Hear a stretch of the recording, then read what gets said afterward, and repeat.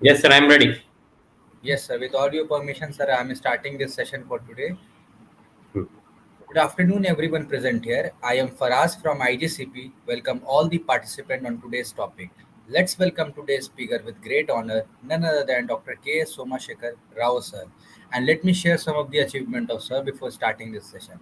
Sir has done MBBS, MD in General Medicine, DM in Gastro, and Senior Consultant Gastroenterologist, Hepatologist, and Advanced Therapeutic Endoscopist at Yashoda Hospital, High Tech City, Hyderabad. And today, sir is going to discuss on a topic eradication of viral hepatitis. To know more about this topic, I would like to invite sir and hand over this session to sir. Over to you, sir. Kindly proceed from here. Thank you very much, and good afternoon, everybody. Um, I thought this topic is very relevant at the present day situation, and we, as all over the world, are trying to eliminate or eradicate viral hepatitis, which is the cause for multiple problems. So I thought every one of us should know and be a part of this elimination program. So when we are talking about viral hepatitis, so I would like to introduce by saying hepatitis is the world's seventh leading cause of death, which is killing more people than HIV/AIDS, malaria, or tuberculosis. This was the report given by WHO, and hepatitis viruses are the most common cause of hepatitis in this world. And as all of you know, major five hepatitis viruses, which are referred as A, B, C, and D, and E, and more important here, and what we need to discuss here are about hepatitis B and hepatitis C, which can lead to chronic liver disease, and it can cause liver cirrhosis and cancer in many of them. When you're talking about burden of hepatitis, WHO has released a report which outlines the burden of hepatitis B and C. 325 million people all over the world are living with viral hepatitis. Out of them, 257 million are hepatitis B infections. Hepatitis B, hepatitis C were the cause of around 1.35 million deaths worldwide, which is a larger number of which are due to CLD, a chronic liver disease or cirrhosis, and hepatocellular carcinoma. When we are talking about hepatitis burden in India, India has an intermediate to high endemicity for hepatitis B surface antigen, and an estimated 40 million people, around 4 crore people, are having hepatitis B, which constitutes approximately 11% of global burden. And when you're talking about population prevalence, it is around 3 to 4%. For every 100 people, 3 to 4 people are infected with hepatitis B. And chronic hepatitis B infection accounts for 40 to 50% of hepatocellular carcinoma in India, 10 to 20% cases of cirrhosis of liver in India. When you're talking about hepatitis C, population prevalence is around 1%. About 1.2 crore to 1.4 crore people are infected with hepatitis C. And till date, only 5% of them were diagnosed. The problem with the hepatitis C is many of the people who are carrying these viruses will not know that they are having these viruses, and ultimately present to us once their livers are completely damaged. If we can encourage voluntary testing for everybody, hepatitis C can be detected at an early stage, and it's a curable disease. If we are able to eliminate hepatitis C by 2030, we will be able to save around 131,000 lives, and we will be able to prevent around 133,000 cases of HCCs, hepatocellular carcinomas, and we will be able to prevent around 6 lakhs cases of cirrhosis of liver. This is only in India we are talking. So when we are talking about eradication or elimination of these viruses, most important, how do we eradicate? First important thing, everybody should know about the various stages of spread of these viruses, how these viruses spread. And once we know this, we will be able to control the viruses, control the infectious source. Wherever possible, immunization is very, very important. As all of you know, when we are talking about hepatitis B and C, hepatitis B has a very, very good vaccination available. and educating people about the routes of transmission and interrupting these routes of transmission. These are very, very important. These play a very important role in eradication of viral hepatitis.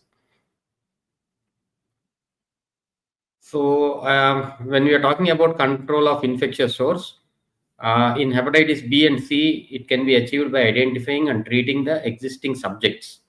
So, identifying and treating people with hepatitis B and C is very, very important.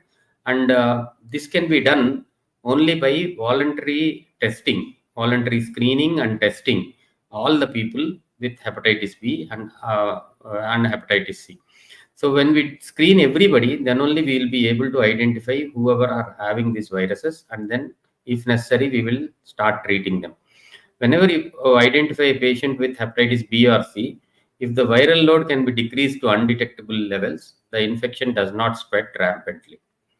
For hepatitis A and E, it is completely different. It's more importantly, it is spread by contaminated food and water. So safe food and water and awareness of public measures need to be rapidly implemented. So, and when you're talking about immunization, a lot of people, 20 years ago, hepatitis B vaccination, 25 years ago, when it came into, when it was discovered or when it came into the market, a lot of people were vaccinated. But now, from 2011 in India, all the children who are born after 2011 are being vaccinated. But people who are not vaccinated are lakhs and lakhs of people are still there. So encourage vaccination, hepatitis B vaccination. It should be given in 3 doses. Uh, First dose at 0, second dose after a month, and third dose would be after 6 months. So encouraging everybody to take hepatitis B vaccination is very, very important. So there will be doubts whether they have been vaccinated or not. You can do a simple test called anti-HBs titers to all your people who have a suspicion whether they are already vaccinated. If the anti-HBs titers are less than 10, they were never vaccinated, and we need to give them all 3 doses of vaccination. If the anti-HBs titers are 10 to 100, that means they were vaccinated, but they still don't have the good amount of anti-HBs mounted. One dose of a booster dose will suffice in those people, and target is 100 units. Anti-HBs titers more than 100, you are clear of hepatitis B, and you are sure you are vaccinated and your vaccination is effectively working. And the other most important route of transmission in healthcare workers and in mother to child. This is very important, and all of us in healthcare should know about this hepatitis B immunoglobulin.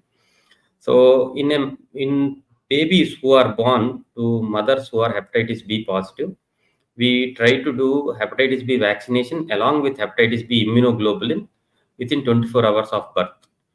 So this prevents hepatitis B transmission from mother to child in more than 99% cases. Similarly, people who are in medical profession, healthcare workers, all of us are prone to have needle prick injuries and from hepatitis B patient and all. So all of us also should be aware about hepatitis B immunoglobulin.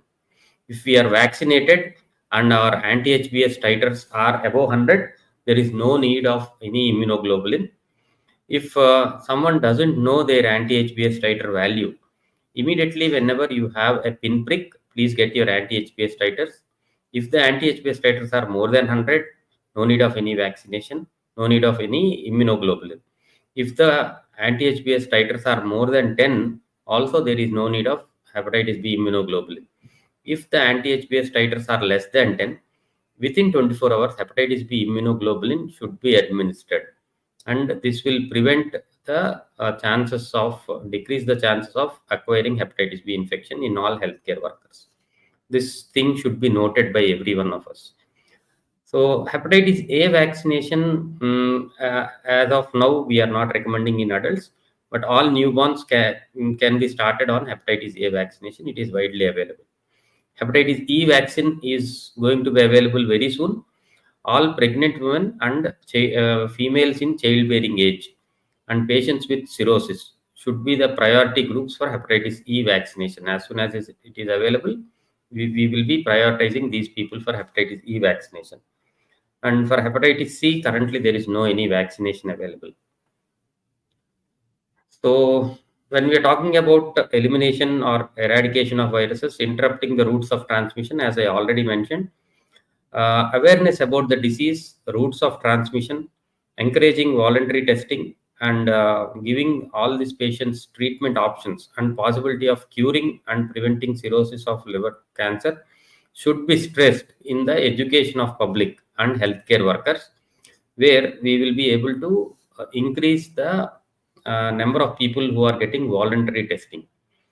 And with this a clear plan of execution, eradication of hepatitis is possible in 20 by 2030.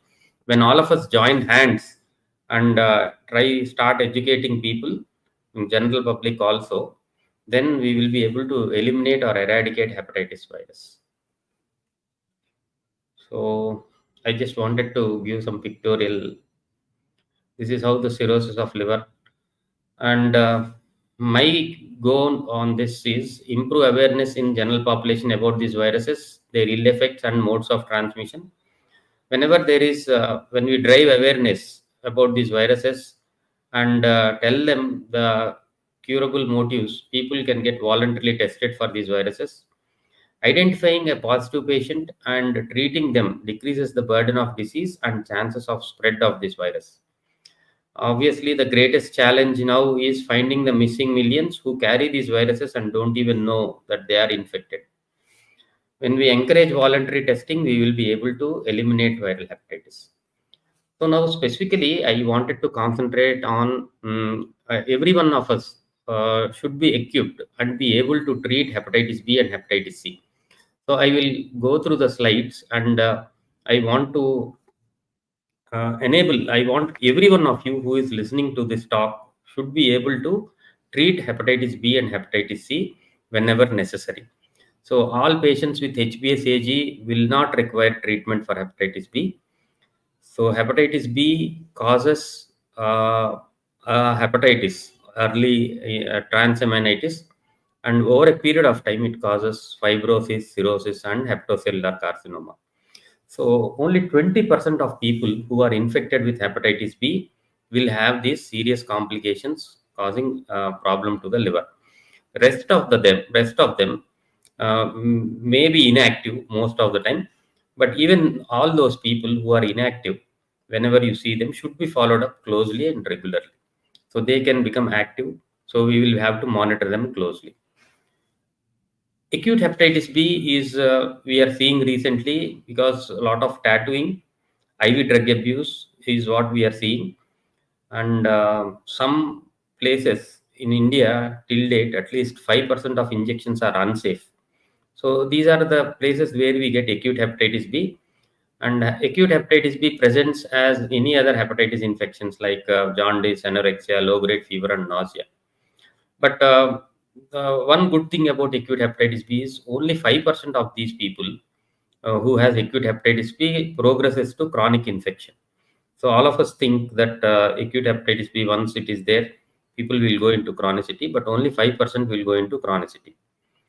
Most of the time, it's a self-limiting disease. And antivirals in acute hepatitis B is indicated only when there is progressively increasing INR or hepatic encephalopathy. Very rarely in any other causes of acute viral hepatitis like hepatitis A and E, we see acute liver failure.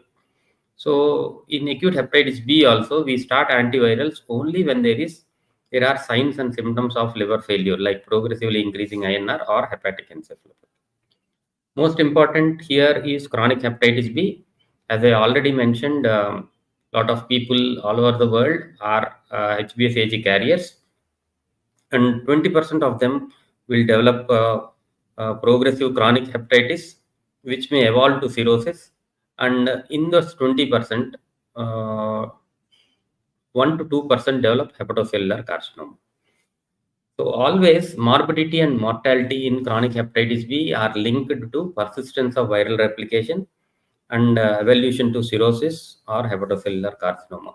That means if the viral load is high, if the transaminitis is there, then only these people will progress to cirrhosis or hepatocellular carcinoma. So one slide, if all of you can give attention to this, we will see hepatitis B infection. HBsAg can be positive, and we may see lot of different phases in patients. So we can divide them into 4 phases, which will be easy for all of us clinically to see. So the first one, what I'm talking here is immune tolerant phase, where patient is HBsAg positive. When you investigate, we will do tests for HBeAg, anti-HBe, liver function test, which includes SGPT or ALT, and HBV DNA viral load. In these people, the LFTs, SGPT is absolutely normal. HBV DNA can be very high. HBeAg will be positive. But when you do liver biopsy in these people, there is minimal or very, very less inflammation. So generally in immune tolerant, we see these people up to the age of 30, 35. So generally, if you see LFTs are normal, we generally don't tend to start them on hepatitis antiviral medications, hepatitis B antiviral medications. And we will wait and closely follow them. Whenever these people go into immune clearance phase, we may have to start them on antiviral medications. Sometimes from immune tolerant directly patients we may see in inactive carrier state, where again we don't start them on any antiviral medication. So there are only 2 indications for antiviral medications, 2 phases of disease. One is if you see a patient with hepatitis B positive, HBeAg can be positive, but SGPT is elevated.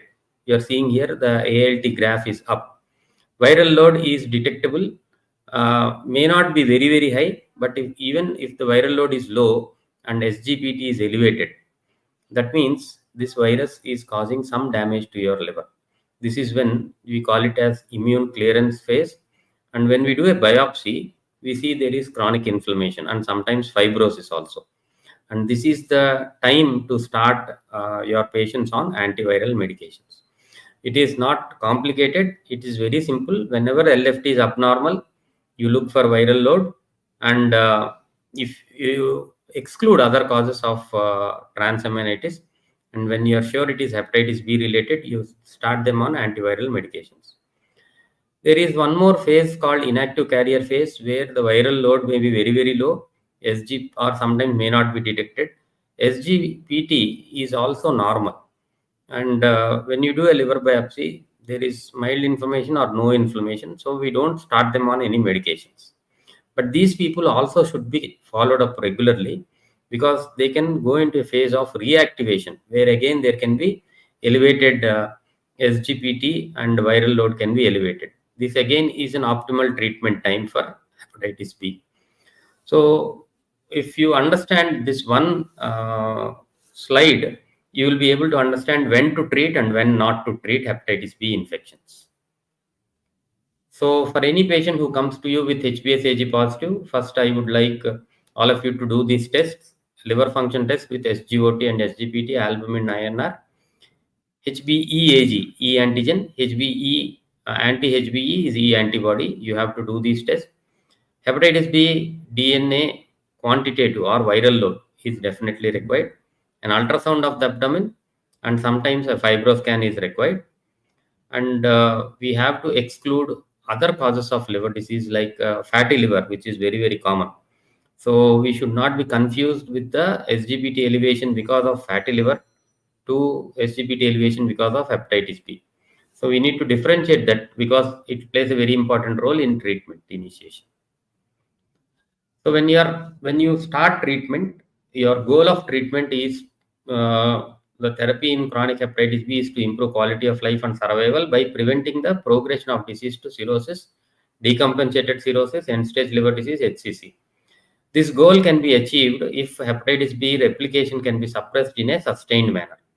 So Sometimes to suppress this hepatitis B replication, we may have to give antiviral medications to hepatitis B patients lifelong also.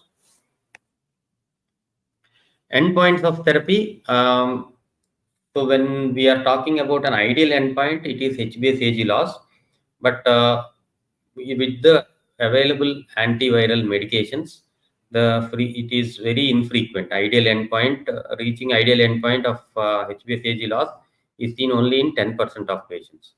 So a more realistic endpoint is indication of sustained or maintained virological response. That means in these people, the HBV DNA viral load, whenever you do it, it should be undetectable. That is the more realistic endpoint at this point of time for hepatitis B.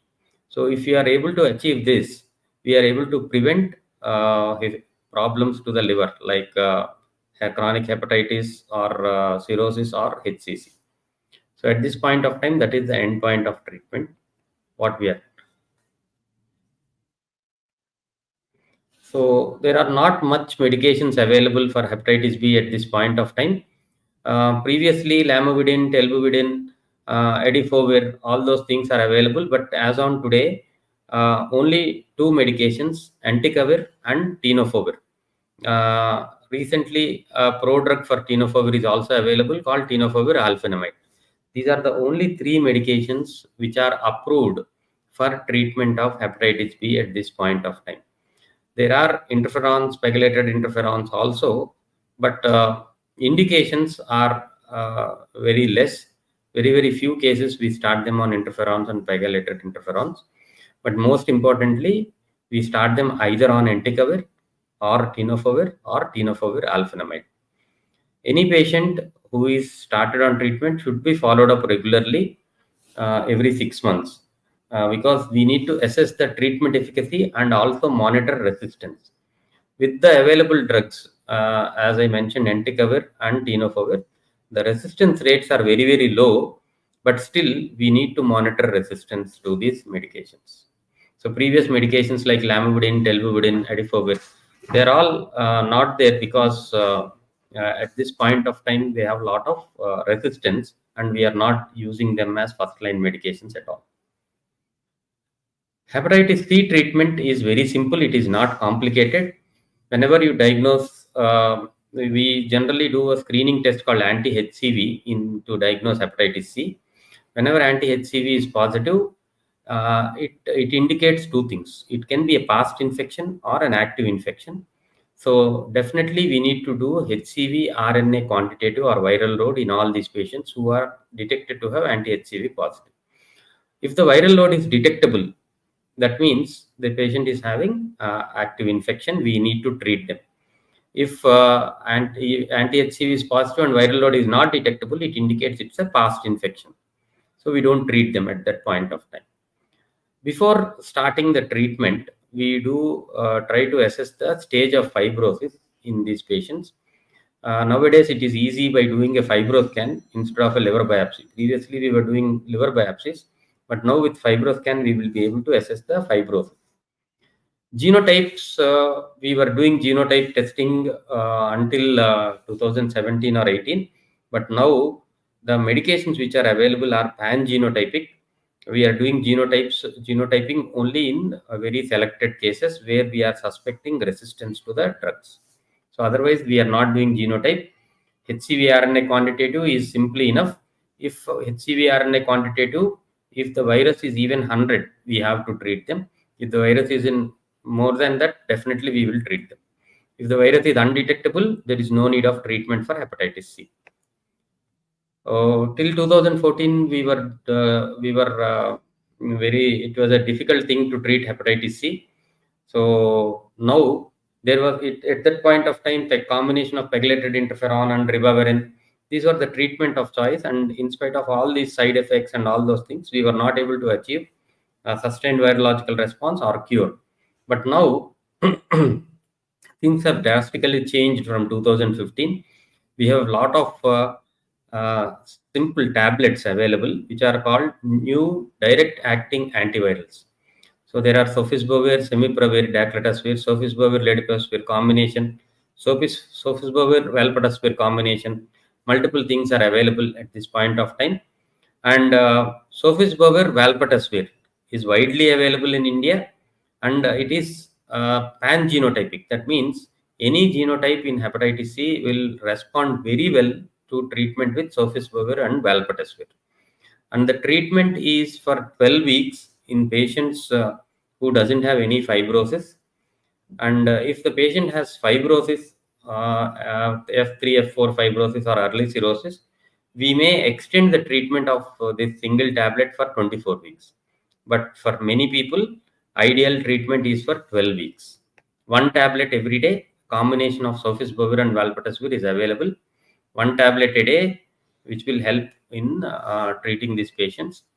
SVR rates, that means once you complete the treatment in these people for 12 weeks, wait for 12 weeks without treatment and you do viral load.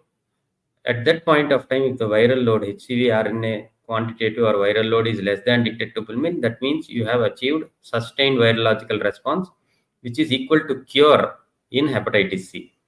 Now, hepatitis C cure rates are around 97 to 99% with this single drug for 12 weeks. So, because of this advantage, shortened time of treatment, high cure rates are available with the new drugs available. Screening every patient for hepatitis C would identify new patients, and if the existing pool of patients are treated, eradication of this chronic viruses is possible in near future. This is what I wanted to share and talk to you, all of you. So it is not difficult to eradicate viral hepatitis. Only thing what we need to do is all of us should come together, improve awareness about these viruses to all the public, and encourage them for voluntary testing. And if someone is found positive, it should not be a taboo. They should come for treatment. And if you are able to treat these people and decrease the viral load, they will not be spreading these viruses to other people, and they will be protecting their livers. So I would like to take any questions if there are, and I will stop my talk here. Thank you. Yeah, thank you, sir. Thank you so much for the beautiful presentation. Thank you. Thank you so much, sir. So, moving on to the questions that we have received. Yeah.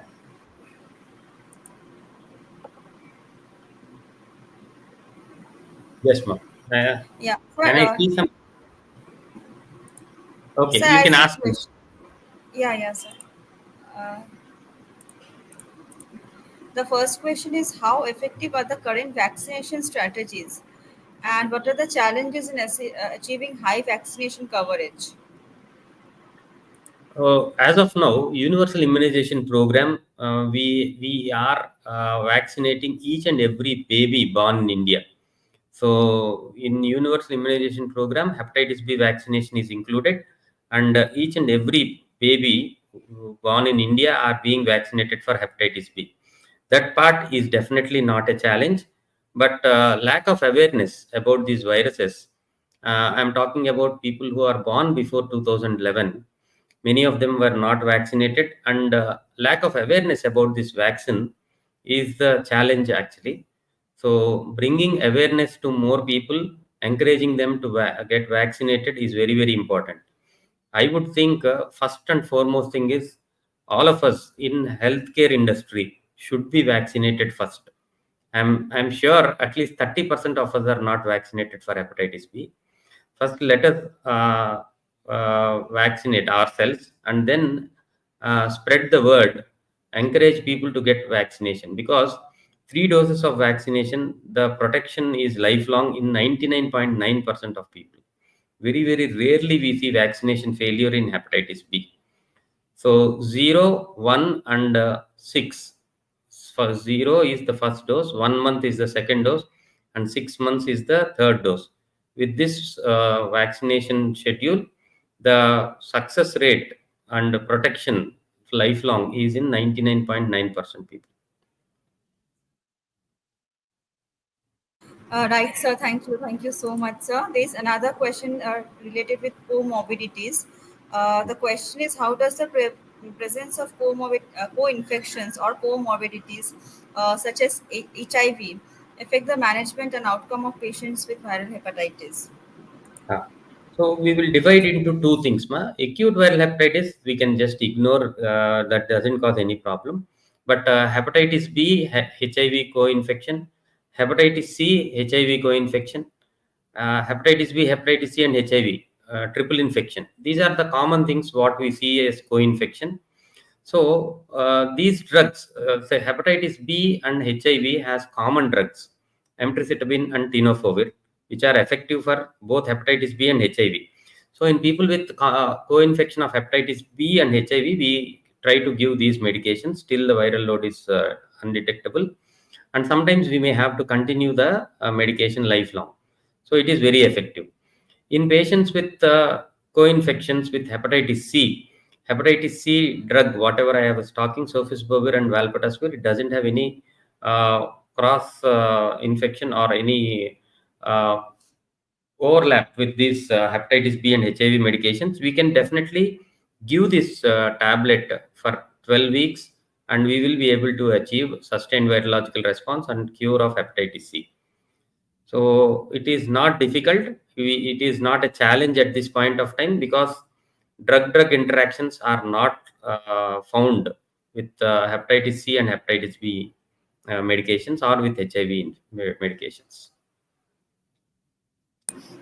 Right, sir. Thank you. Thank you so much, sir. Another very important question, that is, so, what are the barriers of accessing care and treatment for viral hepatitis, and especially in rural areas where the primary healthcare systems are set up? But what are the barriers that, or what are the challenges that are faced in those areas? First and foremost thing, what I would suggest is, what I understood is, in rural areas, or any other place, even in urban areas, because these viruses will not cause any symptoms. They are chronic viruses which cause the damage very very slowly. Most of the time, your patients will not have any symptoms. Even if you ask them to get voluntarily tested, they are very very hesitant, because they don't know the seriousness of this virus, because they, most of the time, it doesn't have any acute presentation or acute symptoms to these patients. The liver gets damaged very very slowly, and only once it is completely damaged, they present with symptoms of cirrhosis, complications of cirrhosis. So that is a big challenge, educating them and asking them to voluntarily get them checked. And one thing which is very, very good, and all of you should know, is there is a program, national program, called National Viral Hepatitis Control Program, which was launched by Government of India in 2018. Um, it is to eradicate viral hepatitis, hepatitis B and hepatitis C, all over the world, all over the country. So, because it is a national program, all of us should be aware about this. In this national program, testing for hepatitis B and hepatitis C, treatment of hepatitis B and hepatitis C are free of cost. Every state has a nodal office for this hepatitis B and hepatitis C testing and treatment. All of us should be aware of that nodal office and where it is being done. And every patient can receive free treatment for hepatitis B and hepatitis C. So only thing is, at this point of time, the cost initially, when the hepatitis B and C medications were have to be purchased, they were a little costlier. But now, with the government coming forward giving medications at free of cost, the challenge is to identify the positive patients and send them under the umbrella of treatment. As a part of elimination of viral hepatitis by 2030, India is a part of that agreement, and with that, we have started this national program. So, just educating and bringing awareness about these viruses is a very, very important thing. And once you identify or see that the patient is having hepatitis B or C, the testing and treatment is free of cost. So identify the nodal officer in your state, and once you refer to them, the rest of the thing will be taken care. Right, sir. Thank you so much for explaining so well. Let me check, sir, if there are any other queries, or else I think these were the questions. Just give me one more minute, sir. I'm checking. Yeah.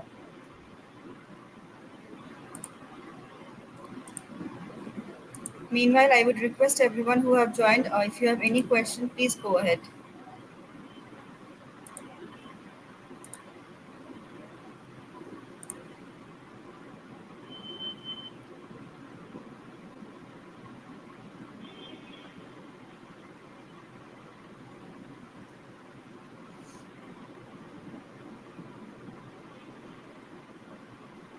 Sir, we have received one last question. That is, Yes. are there any latest advancements in aspect of screening or treatment of hepatitis B and C? See, I mean, there are phase 3 trials going on for hepatitis B injections, which we are trying to find medication which can cure. Ideal endpoint, what we were talking is HbsAg loss. So, with the current available antivirals, we are able to control the infection, but not able to achieve the ideal endpoint of HbsAg loss. So, there are few medications, injections which are under study, phase 3 trials, where in near future we may have a drug which can make your hepatitis B completely HbsAg negative. So that is the only recent advance in hepatitis B. Hepatitis C, with all the, I mean, whatever we have in hand today, is the latest advancement, and it is very useful. So further research on hepatitis C is not much required, because we definitely have a good drug already in our hands. For hepatitis B, yeah, if you encourage vaccination, definitely hepatitis B is going to come down. And if we are able to get a drug which is going to make your HbsAg negative, I mean, that will be a revolution in treatment of hepatitis B. Still, we are waiting. It is in phase 3 trial. Maybe in next 5 years, we may have the drug in hand. Sir, one more questions received. Can I take it? Yes, yes, Yeah. no problem. It's from Dr. Mukesh Marpulia. Wants to know about the role of saroglitazar in viral hepatitis. As of now, saroglitazar is widely studied in patients with non-alcoholic steatohepatitis or MASLD. We have a lot of data about it in MASLD, but for viral hepatitis, definitely there is no much data for saroglitazar. Okay, when it is viral hepatitis, and when we know we have to treat hepatitis viruses with an effective antiviral medications, I don't think Saraglitazar will have any role in viral treatment of viral hepatitis at this point of time. Right, sir. Thank you. Thank you so much, sir. Thank you for Thank you. putting your knowledge and your time and like enlightening all of us with your knowledge. Thank you Thank so you. much, sir, for your precious time. And of course, Thank you. thanks to all the audiences for joining in and making the session a successful one by putting up their questions. Thank you. Thank you all. Thank you so much, sir, once again. Thank Thank you. you. Thank you. Thank you. Thank you, sir. Thank you all. So, with this, we are closing the session for today. Thank you all.